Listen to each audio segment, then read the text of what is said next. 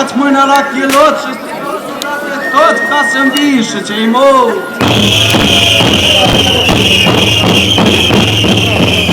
Păi chiar de-am fost plecați din țară, ne-am întors acasă iară. Păi și acum de sărbători, când s-aud mulți surători, păi am venit noi pe la voi cu obiceiuri de la noi. Păi și în anul care vine să aveți parte doar de bine și multe zile senine. Păi iarbă din pe 7, băi mor, nu e juvină. Păi să vă spun acum veste mai rău de tinerețe. Păi stau acasă lângă tata, băieți mari, făcuți armata. Păi trag la coasă și la sapă, de fete nu mai întreabă. Păi și cum dau de cum câștig, îi beau seara la butii. Păi beau băuturi diferite, se lovesc și scot cuțitele. Păi după ce se bat ca dracii, merg la Vlaicu să-i împace.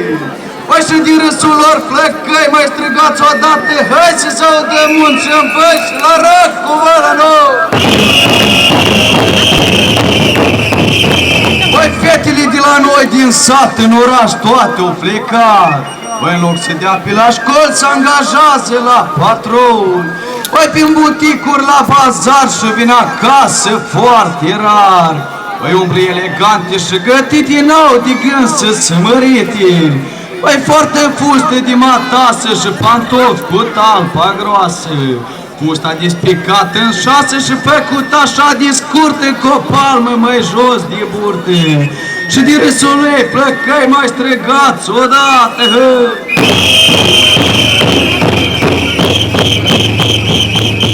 Păi fuste scurte la buric, merg la discotec un pic. Păi după ce nu mai dansează, ies pe afară și fumează. Păi cu țigări și cu cafele îți petrești noaptea cu ele. Păi iarbă de pe 7, vai, prindeți fetele flăcăi, bagați mâna la chilot și strigați odată toți ca să învii și cei mulți. Păi frunzuliță de mohor m-a pus dracu să mă însor. Să-mi iau nevastă ca să-mi fac un rost în viață. Păi într-un sat, într-o comună am găsit o fată bună. Păi ochii mici ca la buhai, buzii fini ca la cai. Când o vezi în ușașurii, parcă ar fi ciuma pădurii. Păi și mai poartă pe la mâini unghii lungi de 3 prăjini. Și pantofi cu toc înalt, parcă-i vaca pe asfalt. Păi și cămășuța după ea ca trința lui soacră mea. Păi am trimis-o după borșovinii cu ochii scoși. Am pus-o să mulgă vaca, ea nebună, mulgea scroafa.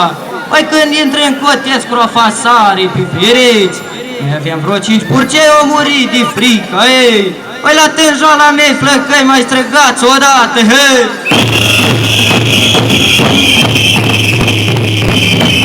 Păi de urat am mai urat, dar nu suntem de aici, colea. Păi noi suntem din Racova, unde viața este grea. Păi avem case de urat, lăsăm locul altuia. Păi la tânjala mei flăcăi mai strigați odată,